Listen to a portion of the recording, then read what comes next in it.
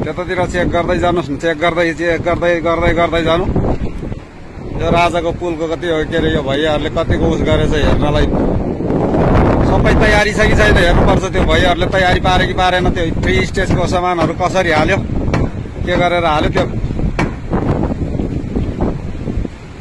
भित्र राम्ररी हेर्नुपर्छ। त्यो भोलि पर्सि फेरि अलिकति मिस्टेक हुने बित्तिकै फेरि गरम गुरुम जान्छ होइन।